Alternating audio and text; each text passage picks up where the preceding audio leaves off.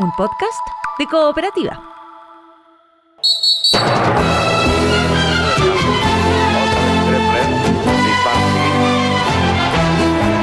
Rummenigge y gol de Rummenigge y fallo terrible del guardameta Osberg. Gol de Rummenigge a los 9 minutos de haber dado comienzo al partido. La verdad es que historias escondidas e impensadas de la Copa del Mundo. Relatos mundiales. Una presentación de Cooperativa Deportes. Y ahora sí, después de la consecución del primer gol por parte alemana hacia la familia, hacia adelante, y ahí está el disparo de Figueroa. Y luego, digámoslo, es el jugador ya entre la ventaja total para Trigueros. En este episodio, el emir que fue árbitro por un día. En medio de un agitado clima político, España fue la encargada de recibir la Copa del Mundo de 1982. Nada podía salir mal si el torneo había sido confirmado con 16 años de anticipación. 17 estadios y 14 sedes se preparaban para ver por primera vez la participación de 24 selecciones nacionales. Por primera vez, Diego Maradona jugaría un mundial adulto. Por primera vez, un equipo convertiría 10 goles. Y bueno, por segunda vez, escucharíamos algo parecido a esto. El Mundial del 82 es una fiesta universal. Es Bigote a Roset. ¿Te suena? Como consigna general. Como te contaba, España 82 fue un mundial que tuvo bastantes particularidades. Por ejemplo, por primera y única vez, la selección de Kuwait dijo presente en la cita planetaria, y durante su participación tuvo lugar el cobro arbitral más insólito en la historia de las Copas del Mundo.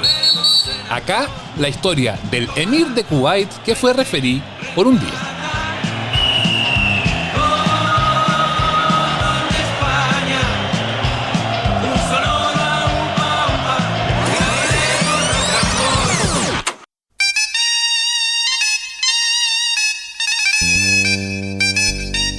Kuwait tiene 4,5 millones de habitantes, está enclavado en el norte del Golfo Pérsico, tiene una historia marcada por la cultura árabe en general y musulmana en particular.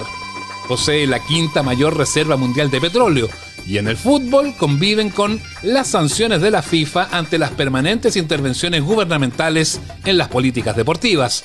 Son liderados por un emir, un jefe político y militar que en 1982 tuvo en Fahid al-Salam y su hermano un protagonismo deportivo nunca visto.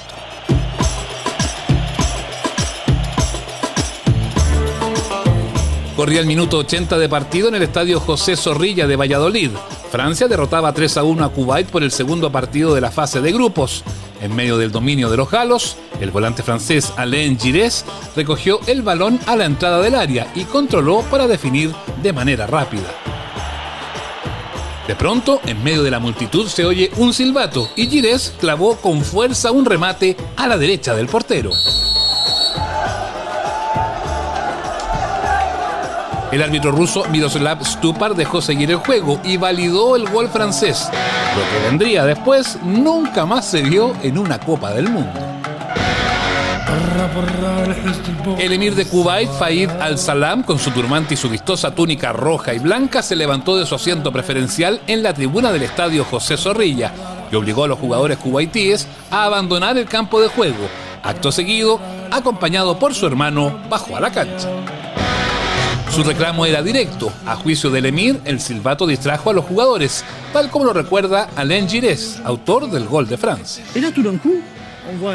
De repente vemos que algo está pasando en la grada y ahí vimos al emir de Kuwait que hacía gestos así para que salgan de la cancha. Luego baja y la Guardia Civil Española que estaba en la cancha, ¿sabes lo que hicieron? Se abrieron y lo dejaron pasar y lo dejan pasar y va hasta donde el árbitro porque se había escuchado un silbato en la grada. Nosotros no escuchamos nada. Nosotros hablamos en la cancha. El emir anulará el gol, luego nos quitará los otros 3 goles, Kuwait ganará 1-0 y nos va a quitar los 4 goles. Ante la pasividad de la Guardia Civil española, el árbitro ruso, tras recibir una serie de palabras a corta distancia de parte del emir, sin asistencia de VAR, ni mucho menos, tardó 3 minutos y anuló el tanto ante la sorpresa del mundo entero. La Guardia Civil contuvo al descontrolado técnico francés Michel Hidalgo y facilitó la salida sonriente de la cancha de Faid Al-Salam.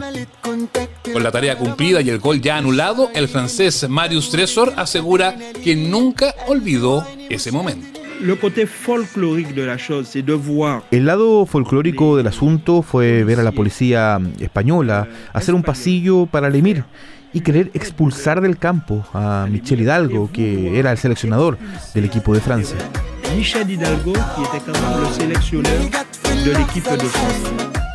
El poder absoluto del emir de Kuwait llevado a una escena deportiva pública generó un sinnúmero de reacciones, pero por sobre todo develó el alcance de ese liderazgo en la cultura árabe, como reseña el analista internacional Guillermo Holzman. En aquellos años, en el año 1982, el emir no tenía ningún tipo de contrapeso dentro del país y no había ninguna posibilidad de oponerse a sus designios. La familia Al-Sabah, que es la que está gobernando hasta el día de hoy, pero sin lugar a dudas, en ese minuto, el emir, el jeque o definitivamente el rey, no había posibilidad alguna de que pudiese ser confrontado o pudiese haber una oposición a sus decisiones. En la cancha, el árbitro ruso Vladimir Stupar, en medio del caótico momento, validó la idea del emir. Hubo distracción en los defensores cubaitíes. Revisando una y otra vez la jugada, el árbitro chileno Mario Sánchez, que dirigió en el Mundial de Francia 1998, no le encuentra justificación al cobro del ruso. ¿Qué hace el jugador cuando uno sanciona una falta? El jugador lo primero que hace, claro, tiende a pararse, a frenarse y mirar al tiro al árbitro, busca al árbitro qué cobró, o sea, ¿qué cobró? Eso es lo primero. No se ve esa reacción de los jugadores de Kuwait. No se quedan mirando para atrás qué cobró, sino que no es una cosa así como pito y se pararon los jugadores, no es así.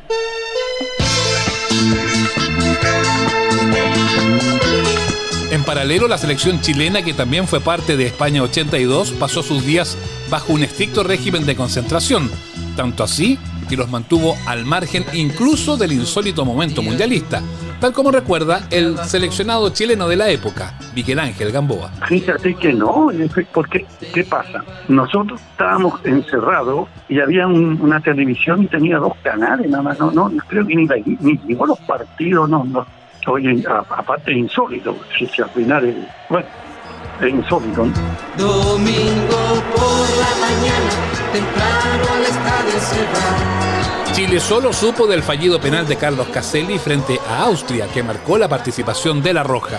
A 40 años, el rey del metro cuadrado confiesa haber superado ese momento. Lo revertí, después de un fracaso hay que ver cómo levantarse. Yo me levanté, después de ese penal me hicieron mierda, me hicieron tira, pero me levanté con la ayuda de la María de Los Ángeles y después seguí disfrutando de los goles y seguí ganando. En materia de resultados para Kuwait, el Mundial de España 1982 terminó con la imborrable goleada 4-1 frente a Francia, el empate inaugural 1-1 con Checoslovaquia y la derrota final 1-0 frente a Inglaterra. El emir Faid Al-Salam se mantuvo siempre como un activo dirigente deportivo, con historial como presidente de las federaciones de fútbol, básquetbol y handball. Sin embargo, sus días finalizaron en combate en 1990, resistiendo en el Palacio de Tasman el ataque de la invasión iraquí. Cuenta la historia que gran parte de la familia Al-Salam huyó, pero Faid optó por luchar hasta el final. Y él asume esa responsabilidad de una manera, yo diría, bastante heroica, si se quiere, pero muy en la lógica de lo que es la interpretación del Corán que él tenía. Él asume la defensa al más puro estilo de los siglos anteriores. La invasión de Saddam Hussein o de Irak en general llevan al emir a poder plantearse como un elemento de unidad nacional. Es que inmolarse, defendiendo lo que ellos creen o lo que corresponde al ejercicio de su poder y de su dinastía, está en la lógica cultural que ellos tenían en aquel minuto y el emir la cumple a cabalidad. Las sanciones deportivas establecieron una multa para el emir y la Federación de Kuwait de $10.000 por su intervención en la cancha. En relación al ruso Vladimir Stupar, su gol anulado le costó la carrera y nunca volvió a arbitrar de manera profesional, algo ajustado para el juez mundialista Mario Sánchez. La decisión que tomó el árbitro ruso, Miroslav Stupar, fue absolutamente fuera de contexto de lo que podríamos hacer nosotros. Un árbitro que cometa este tipo de error absolutamente queda fuera de todo contexto. Por ende, el error que cometió el árbitro ruso hace 40 años atrás era imperdonable. O sea, no tenía por dónde zafar.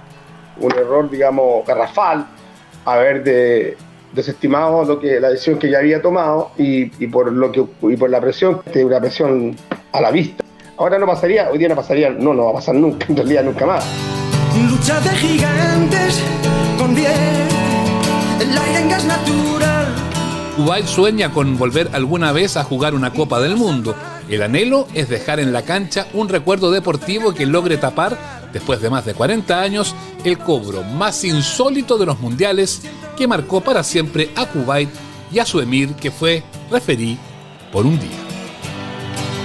Vaya pesadilla corriendo.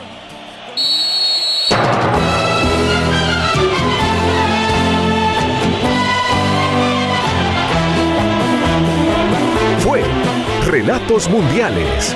Historias escondidas e impensadas de la Copa del Mundo. La afición en el campo que ondea banderas inquietas. Encuéntranos en cooperativapodcast.cl o en tu plataforma de podcast favorita.